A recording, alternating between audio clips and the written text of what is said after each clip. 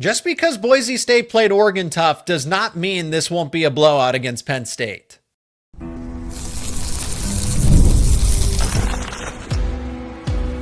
You are Locked On Nittany Lions, your daily podcast on the Penn State Nittany Lions.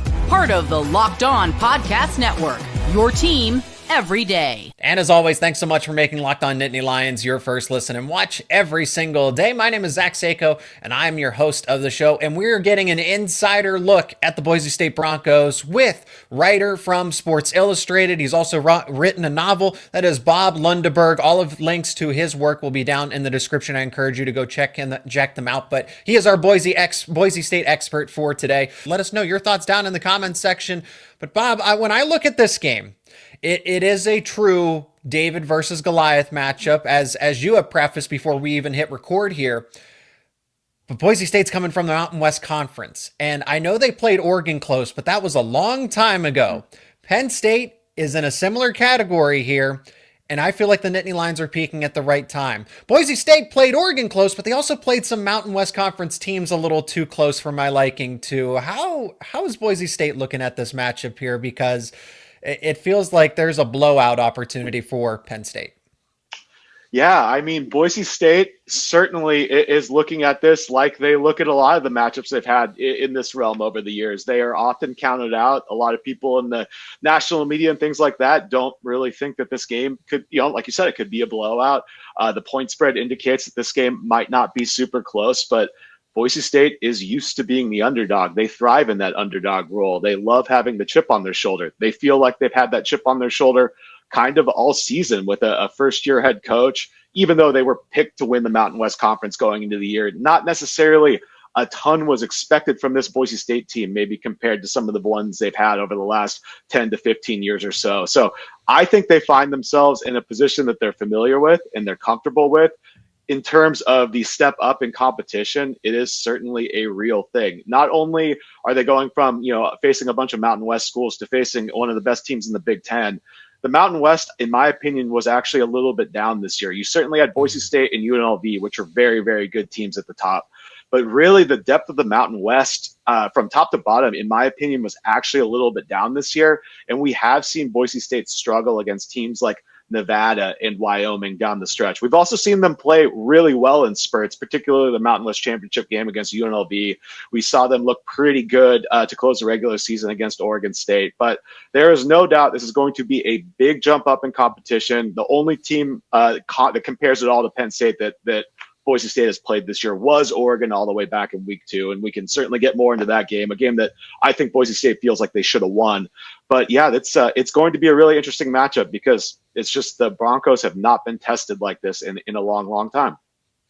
Well, help me understand that perspective better, because I know from just talking to my counterpart over at Locked On Oregon, and the Ducks were trying to figure out offensive line issues. They really didn't have everything put together in week 2, and a win is still a win. And I'm not trying to discredit Boise State and say that this team doesn't belong in the college football playoff. I mean, they won the games that were on their schedule for the most part, except for that game against Oregon, and they played them close.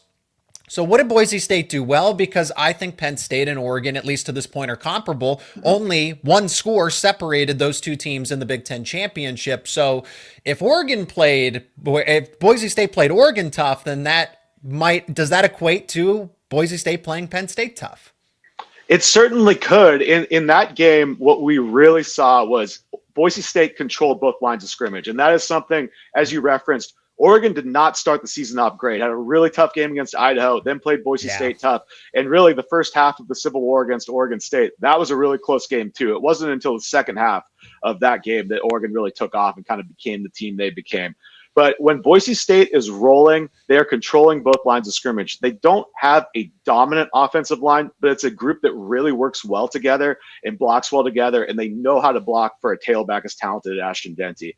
And then on the defensive side, while Boise State, I do think, has real weaknesses in the secondary, the defensive front is not a weakness. They have pretty strong linebacker play, and they can really, really get after the passer. I realize that Penn State, it's kind of interesting because Penn State and Boise State, sort of from an offensive perspective, almost profile and similar ways. So that could be a really, really interesting matchup. But I do think that if Boise State is going to have the same type of effort they had against Oregon, it will start at the line of scrimmage. And maybe if you're coming out from a Penn State perspective, that's something you like to hear because you think that that's where you're going to be stronger and where you would excel. But I do know Boise State, they believe they are going to be the most physical team going into the Fiesta Bowl. They truly do believe that. There's the physicality element. I want to know about the team speed. I saw a viral clip. It caught Penn State spectators, and that two co-hosts, I don't know the podcast, so forgive me to the podcast host, but maybe you saw it, and they decided that this game was going to be decided by team speed, and that Boise State was just overwhelmingly better compared to Penn State. I don't like that at all, because if you're underestimating Penn State's team speed with the likes of a Nicholas Singleton, who logged one of the fastest times for a running back in terms of just overall speed, and he weighs 225 pounds, so that's already as hard to do as it is when you're a lightweight football player, and then he's doing it at 225 plus pounds. Then there's Abdul Carter. Then there's a Tony Rojas, and then guys in the middle like a Zane Durant that are so speedy. So on offense and on defense, Penn State has the team speed. So tell me a little more about this Boise State team speed. I know Ashton Jeanty is just good at everything. It's not just, oh, he's a speed back. No, he's a do everything back. But one of those elements is his speed. So what are these guys basing it off of, that the Broncos are they flying around the field? But you're telling me about the physicality. So I imagine that is going to take away from that overall team speed. So I'm not familiar with exactly what you're referencing, but typically if I'm going to kind of project what I'm hearing here, Boise State is not the biggest team. Penn State is going to getting off the bus, Penn State's going to look much more impressive than Boise State. I'm sure Penn State looks much more impressive than most teams it plays on a weekly basis. Boise State does have plenty of speed, but it's really more about the aggression that they play with, and I think the physicality that they maybe play with as some smaller guys across the board. You reference Ashton Jeanty. He certainly has plenty of speed. When he goes to the NFL Combine, he might not run the same type of 40, the Saquon Barkley 40 time that we saw, but Ashton Jeanty does not get caught. He didn't get caught by Oregon. He hasn't gotten caught by any of the teams he's played. I mean, I don't have the numbers in front of me, but he's run for more 50-plus yard touchdowns upon his own than every single team in NCAA football this year. So his speed is unquestioned. From the wide receiver position, I would say that Boise State profiles more in terms of possession receivers. It's not really an offensive passing attack that's going to take the top off of defenses. It's probably one of the weaknesses of the offense. I really like Cam Camper. I think he's a great possession receiver. Tight end Matt Lauder, he is also another guy who can really get open. I think he's a guy that if Boise State is going to compete in this game, Matt Lauder is going to need to have a big game for Boise State. But I wouldn't profile Boise State's offense as necessarily high flying with tons of speed, except for the fact that they have the best running back that we've seen in college football in a really, really long time.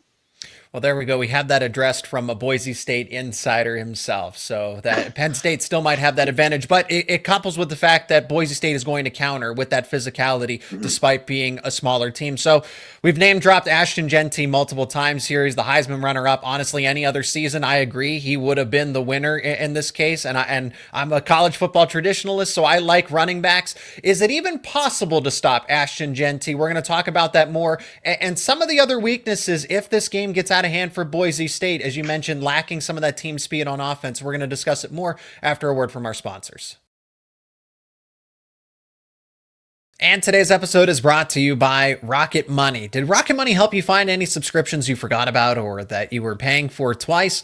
That's definitely happened to me before. I've had a few subscriptions that I didn't even realize I was still paying for, and Rocket Money made it so easy to track them all down. It's like having a personal assistant, but for your finances. Rocket Money is a personal finance app that helps you find and cancel your unwanted subscriptions, monitors your spending, helps you lower your bills so you can grow your savings. It brings everything together all in one place, whether it's subscriptions, your spending habits, or even your goals that you want to hit this year. Rocket Money has over 5 million users and has saved a total of $500 million in canceled subscriptions, saving members up to $740 a year when using all of the app's premium features. For me, one of the best features is the subscription tracker. I've used it to cancel services I wasn't using anymore, and I've already saved a ton. Plus, with the goals feature, I've been able to automatically set aside money for my future. No more stressing about budgeting every single month. Cancel your unwanted subscriptions and reach your financial goals faster with Rocket Money. Go to rocketmoney.com/locked-on. That is rocketmoney.com/locked-on. rocketmoney.com/locked-on. Everybody knows and respects Ashton Jeanty, and I think Penn State is going to be the game plan is going to be stop Ashton Jeanty or limit him as much as possible. I don't see a weakness because in the games that were close, in the games that were blowouts, Ashton Jeanty is the reason why Boise State is where it is. I know there's other complementary parts, but, and Bob, correct me if I'm wrong here, but when I look at this football team, Ashton Jeanty does so much for the entirety of the team. I look at the fact that the offense doesn't turn the football over, for example.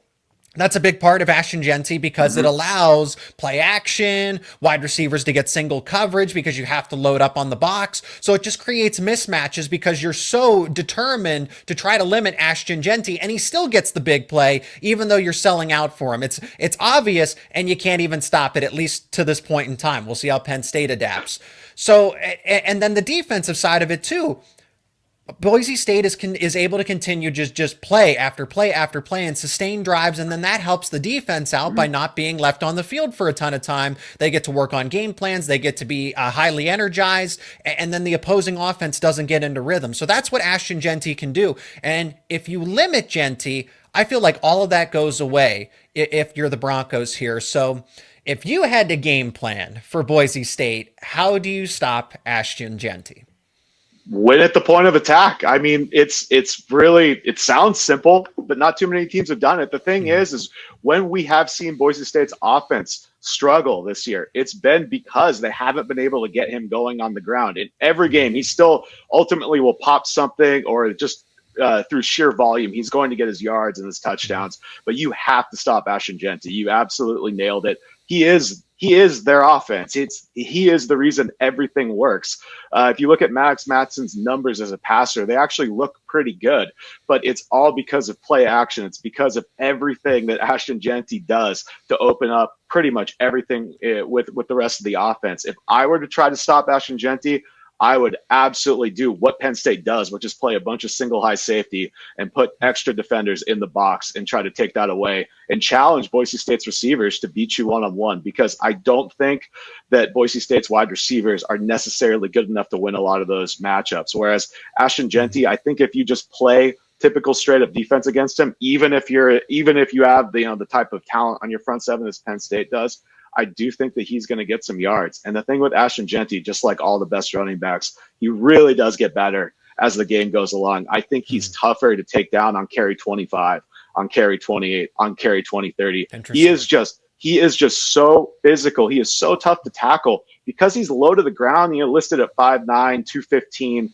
I don't know if he really is a full 5'9". He is just a load, and he really, really wears on defense as his games go along. I can't tell you how many times this year I've seen teams really get him bottled up. The first 6 to 8 carries, maybe there's not a lot there. And then all of a sudden in the fourth quarter, he's just ripping off 15-yard gains, ripping off a 12-yard gain. Maybe he'll pop one for 50. The Boise State offense is designed to wear defenses down, and you have to stop Ashton Jeanty. And if Penn State does, and limit him, I don't know that they stop him, because every single game you look at the stats for Jeanty, he's gone over 100 yards. He's scored 6 touchdowns on the ground in select games. So I don't think he's going to do that against Penn State. But for Jeanty, he's almost destined to go over and get 100, honestly, even 150 yards in a game. And that seems like a lot, but even still in some of those games, they're either close, because that's how normally a winning team, or by a blowout margin, they get 150 yards out of their running back. Jeanty does that regardless of what the score is. At least the blowout is 250, nearly sometimes 300 yards, right? So I want to ask about the pardon me, Bob, but I want to ask about Boise State's offense from the fact that Madsen, good game manager, veteran of the game, does not make mistakes, won a quarterback battle, right? Was going up against Malachi and Nelson. So that counts for something. 3 interceptions on the season. Again, we talked about how the game plan certainly benefits that.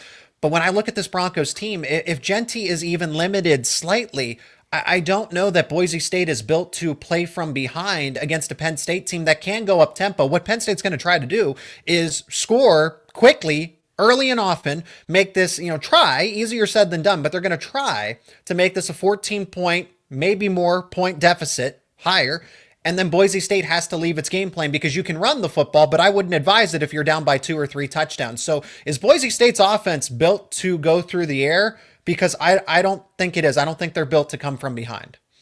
Oh, I think if what happens in the Fiesta Bowl is a repeat of what we saw from SMU, just falling behind early, I think it's over. I don't think Boise State has any chance to come from behind from that type of deficit. Now, can Boise State fall behind 10-0 early, and it's still the second quarter? Could they, figure some things out on offense with their really good offensive coordinator, Dirk Cutter, who's got tons of experience and really knows how to mix it up? Sure, I could see that type of situation. But absolutely, just like Penn State, Boise State wants to come out, take the early lead, lean on their run game, and really shorten this football game, because I know Boise State believes that is their path to victory.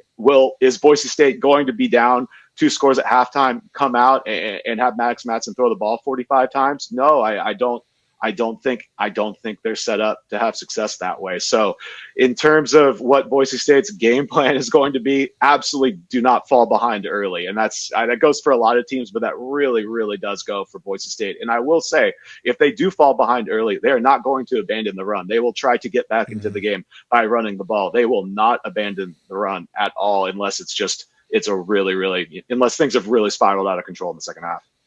And I think you can do that, but at some point the clock is going to work against you. So that's why it's Penn State's prerogative to go up by 14 quickly, and then something like, if it's 24-7 at half, I feel like that's the nail in the coffin for Boise State, especially if they don't get the ball to start that third quarter. And that's something that Penn State keys in on, is the middle 8. They always talk about the middle 8, where it's the final 4 minutes of the second quarter and the first 4 minutes of the third quarter.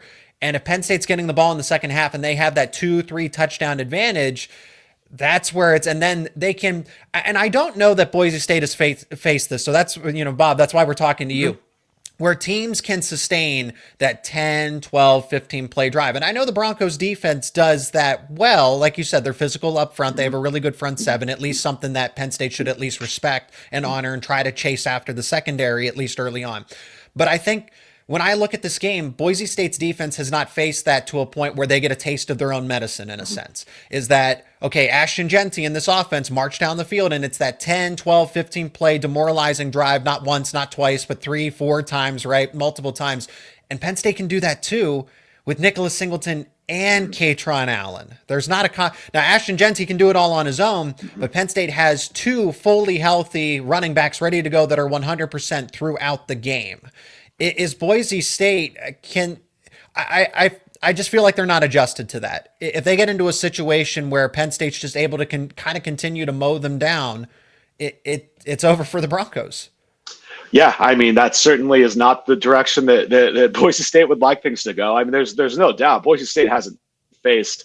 There's nobody in the Mountain West that profiles the way that Penn State's offense profiles. Nobody plays like that. The only team that really does is Boise State. So they haven't faced themselves. UNLV all faced UNLV twice. UNLV is a top 5 offense nationally, but it's a different style. It is a run heavy attack, but it's much more spread open, wide open, tempo based with a running quarterback who is responsible for a large share of their rushing. So Boise State has not seen any offense quite like Penn State's. And yes, I certainly think it's possible that Boise State's defense could get worn down if Penn State is able to put together, like you said, those 12 play, 15 play, 16 play drives. I could see a situation in which Boise State's defense gets worn down. That's why going back to everything seems to go back to Ashton Jeanty with Boise State. That's why it's so important for Boise State to have long drives. It's so important for Boise State to not turn the ball over. It's so important for Boise State to have 12 play drives, 14 play drives to rest its defense. Because if Boise State's defense is on the field for 70, 80, 85 plays against Penn State, that is not going to be a recipe for success in this game. And part of the reason that's a big deal is because the tackling. Boise State, people criticize Penn State for its tackling, and rightfully so, but Boise State, according to Pro Football Focus, is the second worst tackling team in the entire FBS. Bob, I want to get your perspective on it. We'll talk about it more on the other side of this break. And today's episode is also brought to you by FanDuel. The NFL playoffs are almost here, but it's not too late to get in on the regular season action with FanDuel, America's #1 sportsbook, because right now new customers can finish the season strong with $250. That is right, $250 in bonus bets if your first $5 bet wins. FanDuel has so many ways for you to pick up a W. Betting on which players will score a touchdown, how many points each team will score. It's thrilling, but that's not the only thing you can bet on. Passing yards, rushing yards, catches, how many tackles are made, how many field goals are made. It's not just about spreads, money lines, and totals anymore. You have so many different options on FanDuel. And if we look over at FanDuel.com, we can see the lines for Penn State versus Boise State in the Fiesta Bowl. Penn State is a 10.5-point favorite. Minus 430 on the money line, plus 330 if you're thinking Boise State, and 52.5 is the total. If you like those lines, you can bet them over at FanDuel.com. And remember, just visit FanDuel.com to join today, and you will get a chance at $250 in bonus bets if your first $5 bet wins. That is FanDuel.com. Make every moment more with FanDuel, an official sportsbook partner of the NFL. Boise State's tackling, it is not good. It's downright bad according to the analytics. Bob, I'm going to ask for your perspective on that. Is that truly the case? Why are the Broncos graded so poorly when it comes to wrapping up opposing offenses? It certainly has been the case at times. Boise State is an interesting team from a defensive perspective because they have certain things that they do really, really well, and then there's other areas where they certainly struggle. And Boise State has just pretty much the entire season had problems in the back end. They've had some injuries back there with guys shuffling in, shuffling out. Alex Tubner, starting safety, he's been out for about half the year, and he was their leading tackler when he got hurt in the Nevada game. And he played a little bit in the Mountain West Championship game, and it's sounding like he's going to be a full go for the Fiesta Bowl. So just having Tubner back there, that will go a long way to fixing some of those issues. But really, just with the back end on Boise State, like I said, has struggled a lot. They've struggled in coverage, they've struggled with tackling, and it has really been the entire team's Achilles heel all season. Same thing kind of at the linebacker position. Andrew Simpson missed some time. He's one of their best players at linebacker. He's good to go and be just fine for the Fiesta Bowl. When Simpson's out there calling the defense, leading the defense from the linebacker position, they're a completely different team. So that's part of it too. But really with Boise State up front on defense, I mean, it just all starts with their pass rush. I mean, Ahmed, Hassanein, Jaden Virgin-Morgan, these guys are real pass rushers. And also Boise State is not afraid to blitz defensive backs some too to get those guys in the backfield. I've seen some kind of narratives out there that Boise State really only relies on, bull rush, pass rushing, just rushing straight up. That's not really true. I think they get a little bit more creative with their pass rush than they get credit for. And I think that if Boise State is going to make some big plays and really hang in this game from a defensive perspective, I think we're going to see them get after the quarterback. I think we're going to see them cause a couple fumbles. I think we're going to see them create some havoc with their guys up front, because that is one area where I do think Boise State is probably a bit underrated. I think that they have real actual pass rushers, maybe not quite the same NFL type talent that we're going to see over on Penn State's side, but Boise State has real guys. And if they can force Penn State into some 3rd and 8s, some 3rd and 10s, I think they're going to have a chance to make some big plays. Fortunately for Penn State, just to not necessarily to debate you, but Penn State's offensive line is peaking at the right time. So you say that, hey, the defensive line can get some pressure, can wreak havoc. Well, Penn State's offensive line has not played better than they have in the past 3 weeks. And then they get that extra week to kind of prepare in the process for, yes, the game they won against SMU, an elite front seven. Really, that is an SMU front seven that is as talented. I don't think Boise State is necessarily that caliber, but they showed me still some positives against Oregon, against SMU, that have really talented front sevens. And now you're going up against a Boise State front seven that is still relatively good, maybe not necessarily as comparable to Oregon and SMU.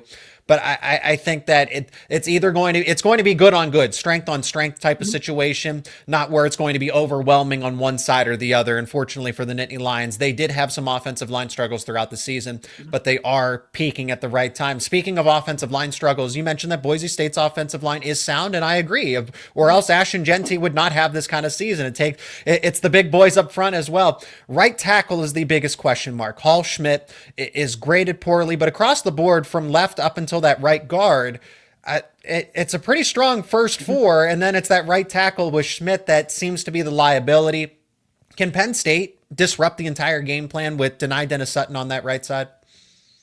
I mean, certainly. It really, I'd say across the board, anywhere, whatever weakness Penn State finds up front with their talented defensive line, they can cause chaos. I mean, there's only so much you can do to game plan around it when you're a run-first team and you're getting beat up front. But I do think one thing that's important to point out with Boise State's offensive line is two of their starters, Mason Randolph and Roger Carrion, they got hurt really early in the season, like games 1 and game 2, and they are just getting incorporated back into the lineup. So Boise State, really for the first time since Georgia Southern, is going to be completely 100% healthy up front on the offensive line. And getting Randolph and Carrion back is just massive for this team, because there were times during the season when Boise State was going, they had 3-4 backups in it, the offensive line, like particularly in the Wyoming game. And they still did well.